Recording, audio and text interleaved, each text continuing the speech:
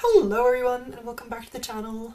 Today I'll be putting together a tier list of what I think are the best decks for YCS Dortmund.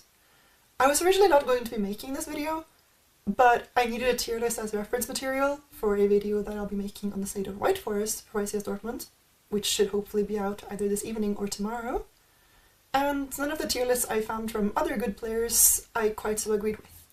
But I know these intros tend to get a little bit long, so let's get on with the tier list. So getting right into it, we're going to start off with the Orcus deck. This is a deck I have a general amount of experience with. I enjoy playing the deck for more casual tournaments like locals, OTS championships.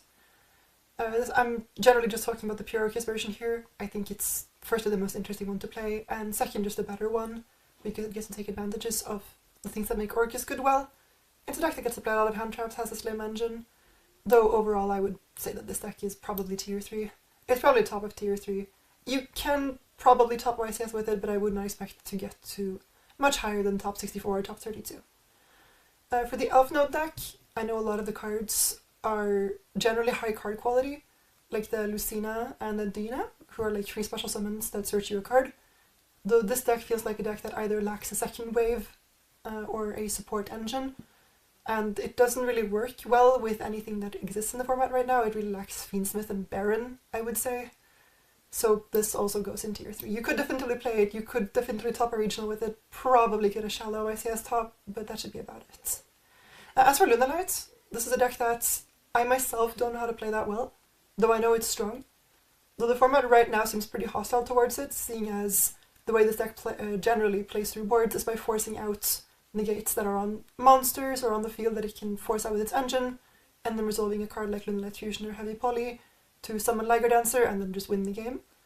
And this is quite difficult in the current format, seeing as there's a lot of negates going around with Draco Tail Flame and with the MST deck, so I would probably put this deck at the top of tier 2, at least a high tier 2.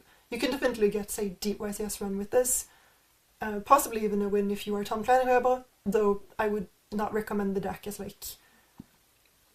because it's generally better than other things. Then for Dragon Link, this is another comfort pick of mine. The new Rocket support are very good cards, though this deck is unfortunately just not at all playable like YCS tier.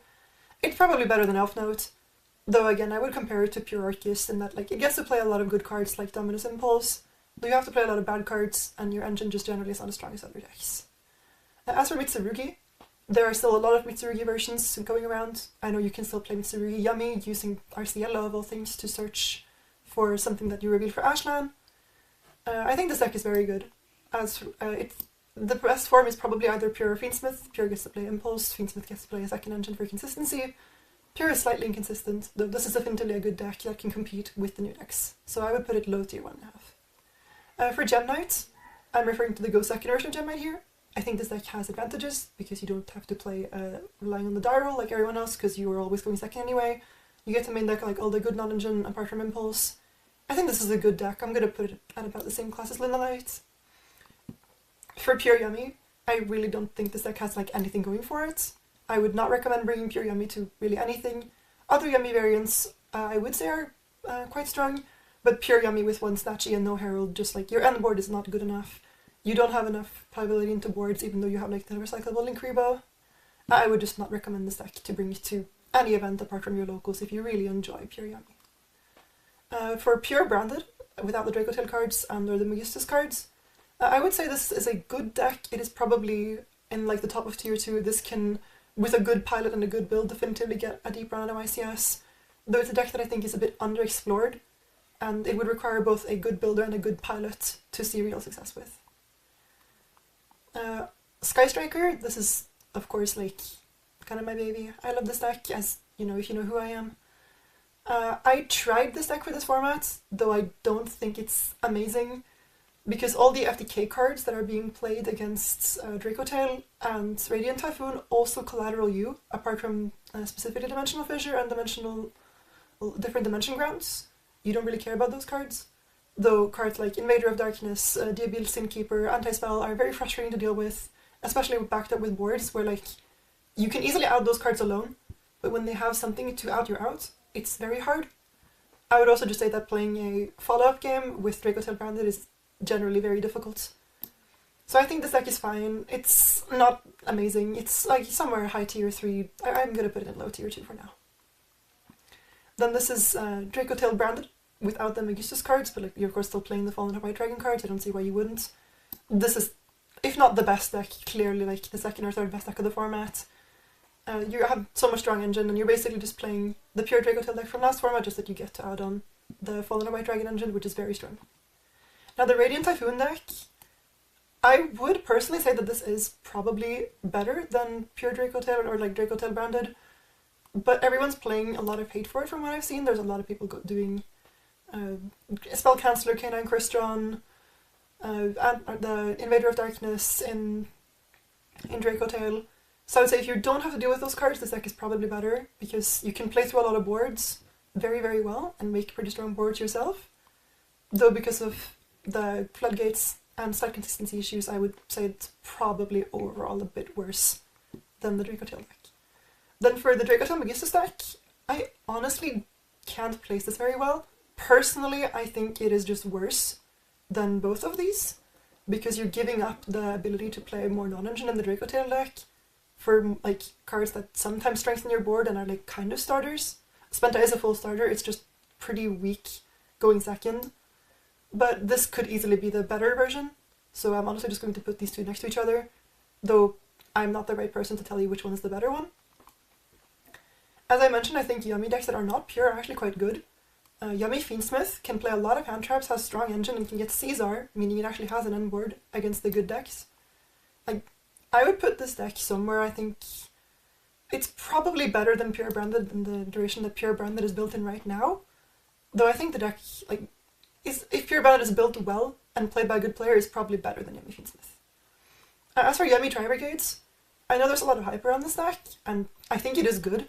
I just personally don't think it is as good as Yummy Fiendsmith. Though I've played a bit of Yummy Fiendsmith, I was originally going to play that deck for YCS Bologna actually. And I think it does a lot of the same things as Yummy Fiendsmith, just that a lot of more of your cards are like normal summons, and Keras requires a discard, so I would put it right under Yummy Fiendsmith. VS K9, I saw a lot of other like good players making tier lists put this deck like up like tier 1 now, like up with the big boys. And while I think this deck is good, I wouldn't put it that high. You have like slight consistency problems if you want to get to play a lot of non-engine, and if you play a big Canine engine, then you're either playing a really small VS engine or not enough non-engine, and you don't get to play Dominus cards, and you have very few ways of stopping spells when you go first. So I think this deck is probably somewhere around the power level of the Yummy decks. I'm going to put it right below this for now, just because like the non-engine that you get to play, even though you get to play a decent amount of it, is not great into the format, because you can't really play spells. It doesn't make sense with like your attributes and leveling 5s for Jokel and stuff like that. So you're forced to play hand traps, ideally with attributes, and there aren't a lot of good ones beyond Ash. Now as for Crystron Canine, this deck I actually think is quite good. You get to play a lot of hand traps in the same fashion as VS, but it's more flexible on which ones it can play, because you don't have to be able to draw them off a Borger, you don't have to be able to reveal them for your main crystal effects.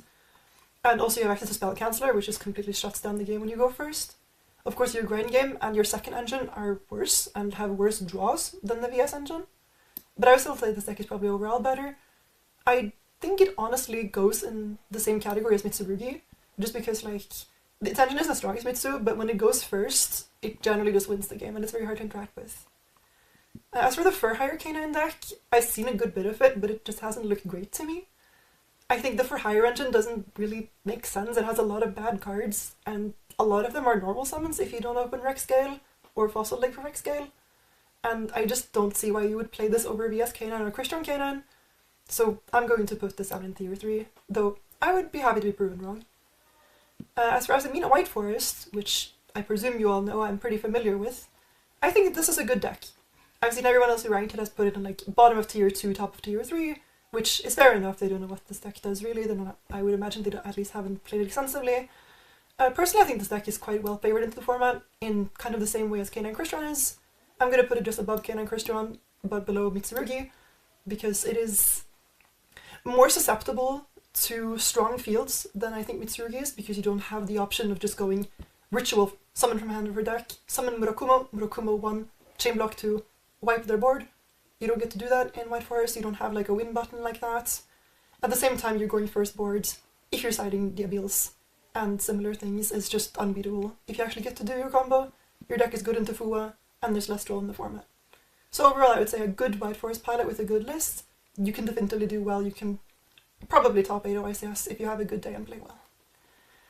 As for Memento, I honestly think this deck is in the exact same position it was when it got its full support, which I believe was in Rage of the Abyss, which is about a year and a half ago. I would say this deck is good, but the format around it has just evolved, and in the same way as Pyramid Tsurugi, you really do lack ways to deal with spells. So I would put this just below Lunalight, I think. The deck is still good, it makes strong boards, it has good engines and good starters, and it usually like struggles with single target hand traps but plays well into Charmies, which the format kind of agrees with. At the same time, like, your board is not impossible to out, and it's also a very difficult deck to play, so for most people that are not practicing it, it's just not the right pick. For DDD, I think this deck is just worse than both White Force and Memento in every way, so top of tier 3 for me. I don't know the deck that well. I played it in 2022, with the new support cards well fixing a lot of the issues, and Doom Queen being a broken card. The deck is still sort of just this like combo deck with Impulse style. As for Malice, I don't see why you would play Malice right now. If you want to play an Impulse deck, play Itsu. The end board is not as good without White Binder. It's not as resilient. It just has a lot of lacks. I don't understand why you would bring Malice to like anything but like locals because you love Malice right now. As for Exorcister, I've seen a decent amount of hype for this deck, and like, it isn't bad. The new spell and the new XZ monsters are very, very powerful cards. Though, in general, I just don't think this deck is that great. It gets to play Shifter, it gets to play Purge, if I recall correctly. So like, it gets to play good cards, but your engine that isn't specifically Martha, the new illusion, or the new spirit, pardon, the quick spell packs, or Bat Matter, are just like really bad cards. Like, you don't want to be looking at a Sophia or an Ellis in your hand, and I generally just don't think your engine gets enough follow-up, it doesn't push well enough through boards. So this deck is probably somewhere in tier 3 for me.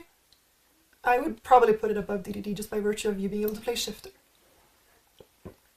Let me know if you agree with me, or if there were any other decks you would have liked to see on the list. And until next time, bye bye!